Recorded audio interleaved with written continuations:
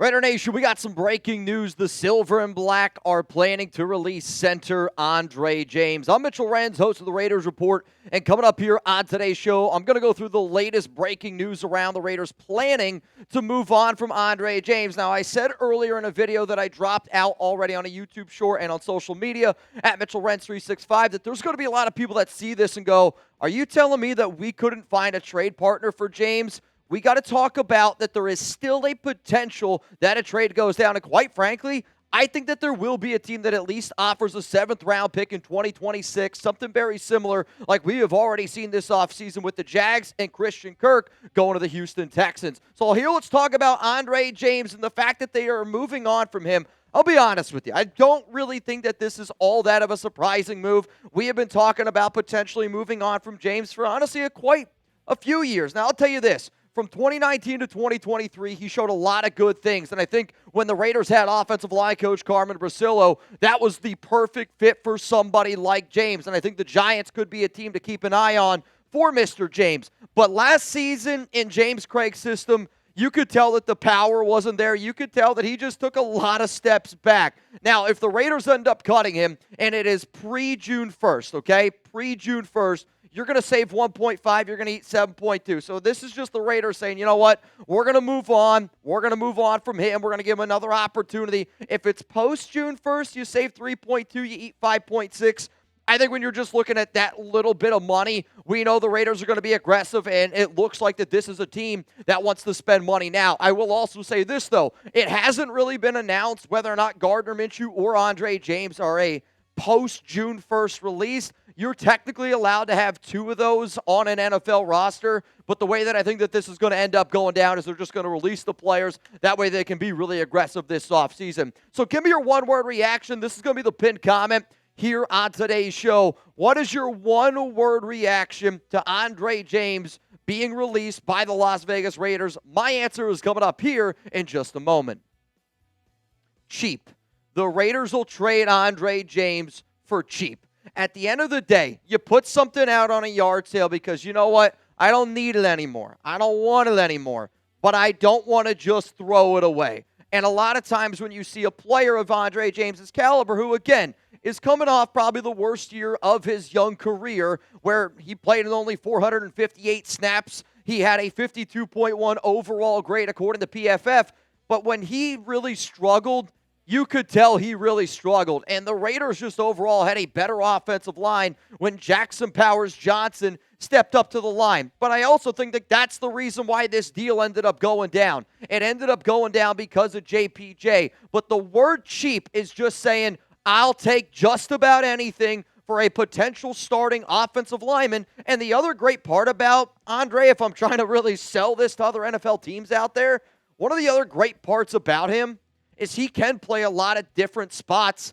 on an offensive line. When he was at UCLA, he was a right tackle. He was also an offensive guard. He was a center. Like, he's played a lot of different positions, and in the NFL, finding versatile offensive linemen is important. But, think about this. The Raiders, they just went out and they signed Alex Kappa, somebody who was statistically the worst offensive lineman in the NFL last season.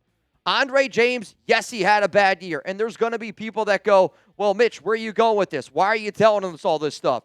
Because if the Raiders went out and signed Alex Kappa, even though Andre James is coming off his worst year, you could still see a team trade for him because there's going to be a coach out there. There's going to be somebody that believes in him, and that versatility does really help. So now let's talk about if Andre James is traded. And now that I think about it, I do have a graphic that talks about the top teams that I think would be most likely to deal for James. I don't know if you brought those over. If Chugs did, that's an MVP right there. But if the Raiders do decide to move on from James, the trade, it does save them $5.3 million, and you're going to eat $3.4.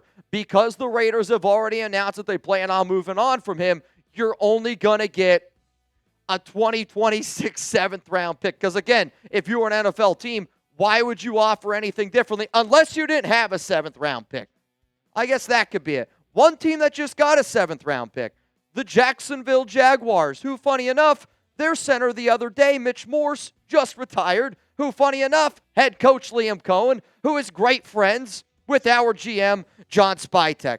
I did a show yesterday when we were live Thursday, breaking down some interesting trades that I could see some teams end up doing. The team that I said was the most likely to trade for Andre James was the Jacksonville Jaguars because of that connection. And then everything that has just happened here in the last 24 hours, I could see Jacksonville, who just acquired a 7th-round pick from the Houston Texans, to take that 7th-round pick and then go ship it off for Andre James. Now, some of these other teams also could be using a center, but based on that logic right there, I think I just talked myself into that end up going down. So again, you're not really going to see the Raiders putting a statement out there saying, we have released Andre James, because they're just letting teams know. And then when the new league year begins, March 12th at 4 p.m. Eastern time, that's when that news will be, officially official. Shout out to all the real ones that are going to be tuning in to today's show, and shout out to all the real ones that are going to be joining us next week when we go live for like 30 freaking hours during the NFL free agency. If I just mentioned the term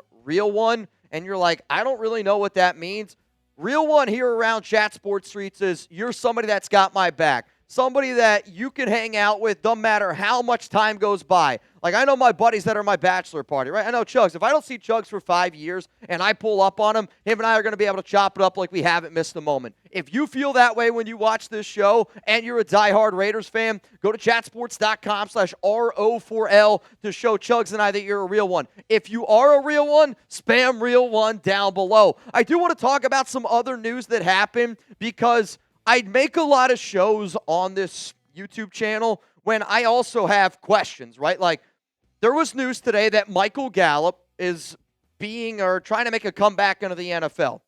And I forget the exact vernacular. It was coming out of retirement, but they released his retirement rights, I think is the terminology. And I had a few Raiders fans ask me, Mitch, does that mean Michael Gallup is on the Raiders?